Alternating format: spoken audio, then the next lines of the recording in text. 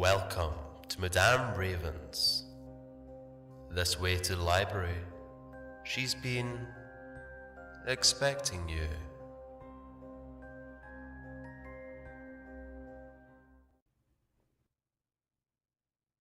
Today, my darlings, I bring you two stories that involve faithful canines and a carnivorous nature. Both involve some triggering issues such as abuse. If this is not for you, please feel free to find one of my old videos and laugh at how silly I sound.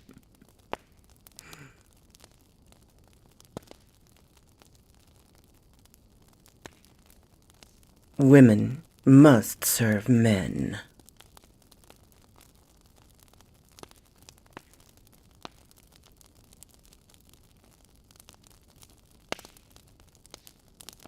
Growing up in a very religious home, I was taught that women must always serve men. Given the fact we were created from a man's rib, it only made sense that we were put on this earth to be companions for them. I often used to dream about the day I would find my partner. Would he be handsome? Would he be strong but gentle? Would he be my provider and protector? My young mind had no idea what the years would bring. When I turned 18, I met John. He was everything I could have imagined and more. Sweet, gentle, kind-hearted. He was perfect. We had an advantageous marriage per the request of my parents, and it was magical. Winter had come and encased the ground with a vast blanket of divine white powder, causing us to light several fires in its midst. The warm glow beckoned our guests with a dance of ice and fire. The ceremony was beautiful. Our family dog, Kenai, even brought our rings down the aisle, gliding swiftly between the stones. John expressed his ever-dying love for me in front of all of our family and friends, and just like that, we were husband and wife. We set off for our honeymoon hours after and quickly boarded the plane to Bora Bora, a beautiful gift from his parents. The first day was perfect. We spent all our time wrapped in each other's arms, filled with all the love our bodies could muster. I remember gazing into his dark brown eyes of heaven, asking myself how I got so lucky. Then I watched as his mood slowly shifted the moment I mentioned our future children. "Let's just hope our first is a boy," he remarked. I stared back at him confused. Why would the sex of our baby matter?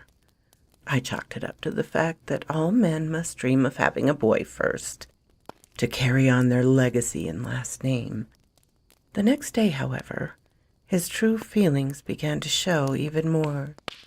While at breakfast, I watched as he ordered for me, mortified not only at his selection, but also at the authority that dripped heavily on his tongue. The rest of the day stayed true to the morning. No choices made that day were my own. When our honeymoon was over, things progressed immensely. I found that he thought my friends were childish and that I should make new ones. He also forcibly mentioned that I should quit my job and remain home, a request that, when refused, resulted in pain and dark sunglasses. I begged my parents for help, pleaded with them to talk with John, but I always received the same reply. "You must serve your husband, Danny." I would cry for many sleepless nights when I found out I was pregnant with our daughter. John was furious. "How could you give me such a weak child?" he would yell at me, with such darkness in his eyes. I feared for my life. I had to find a way to protect my baby from his wrath. My parents had given us Kenai as a wedding present, my one true companion in the dark world shaped by men. He collected most of my fear-born tears with his obsidian fur. Always there, always comforting. Last night, John came home in one of his moods, destined to set my world aflame with his hands. I took blow after blow before something changed in Kenai's eyes. He had had enough.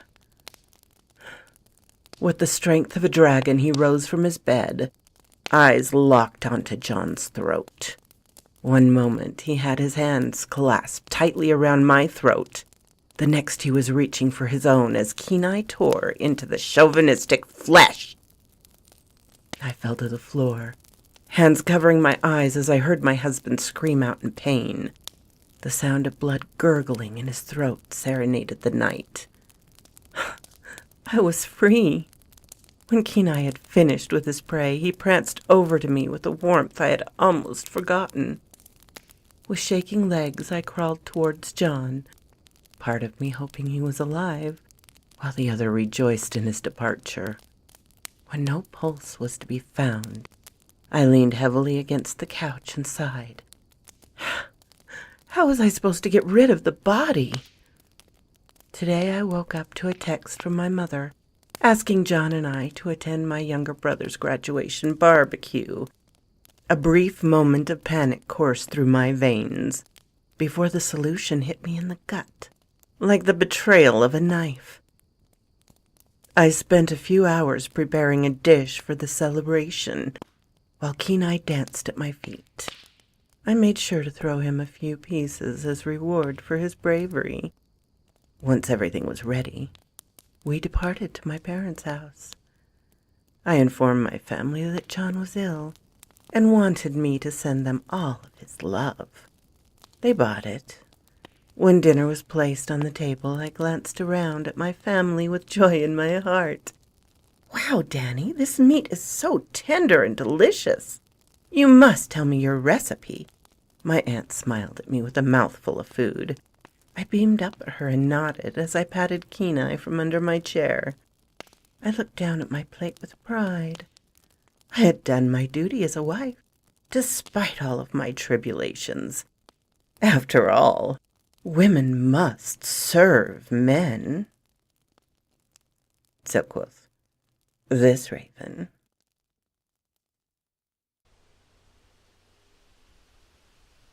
My Dads Are Werewolves by princessParr. Hi, I didn't know where else to take this, so I came here. Understand, everything I say is 100% true. My name is Rebecca. I'm 17 years old and live in the woods with my two technically adopted dads. The way I became their daughter was unconventional, so to speak. Anyway, one morning when I woke up, Dad was not there.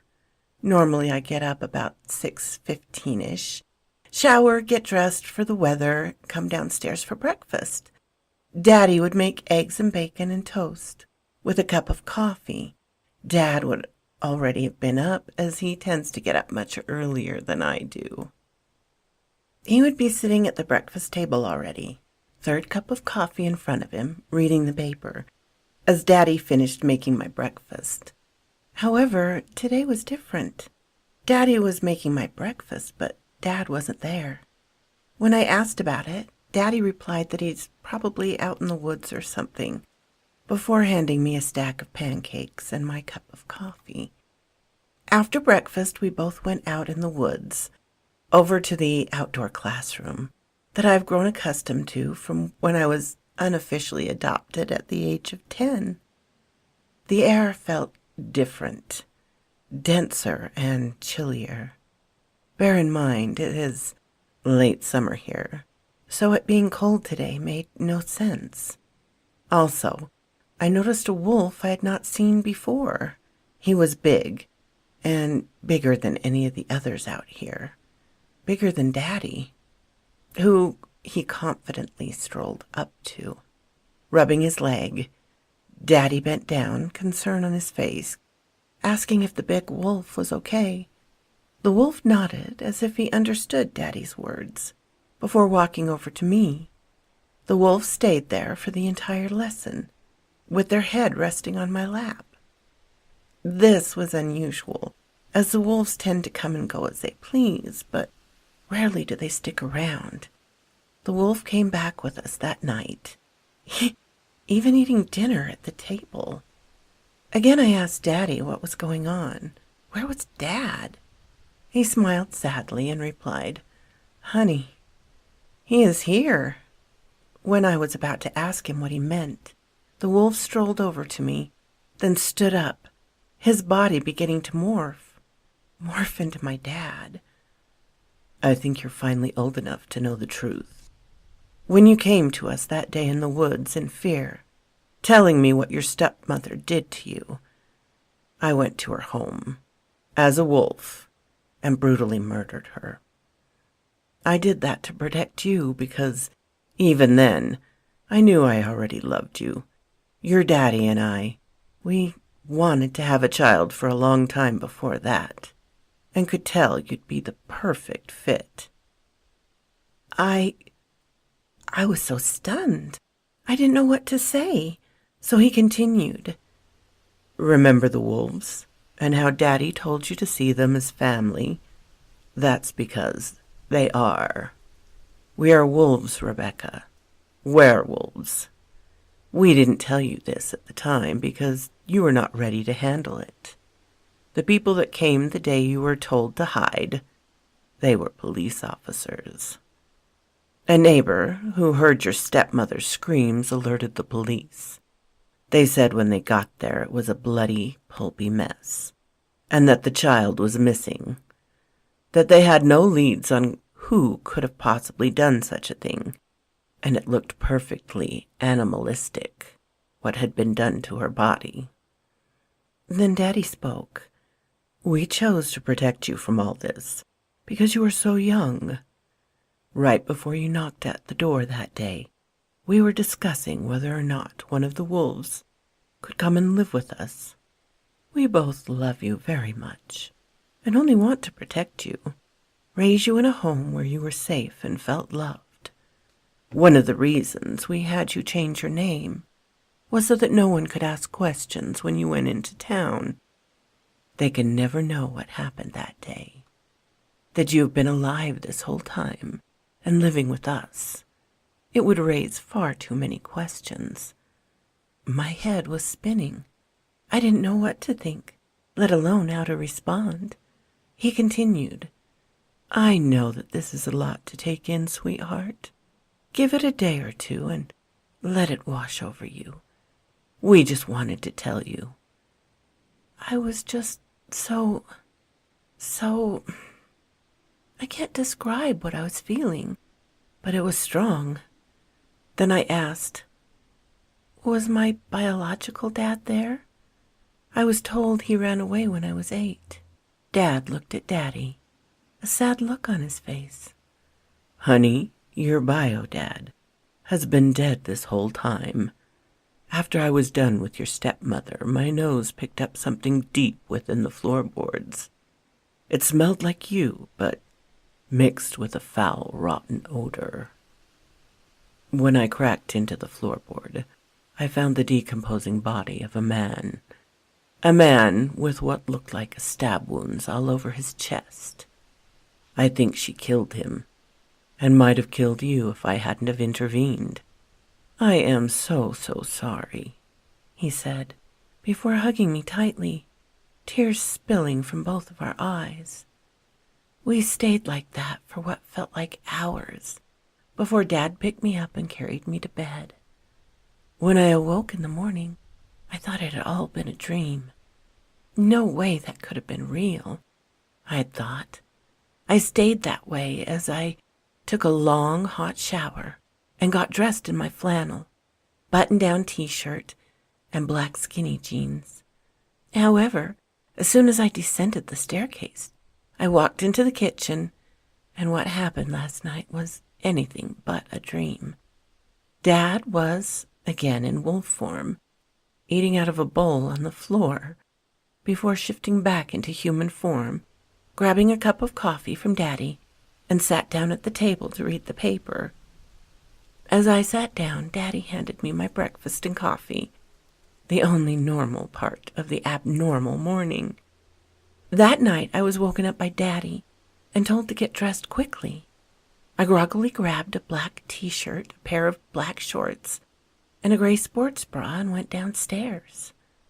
I was taken to a clearing in the middle of the woods. No animals were there, not even any of the wolves, though I could feel their presence, as if they were on the edge of the woods, watching me.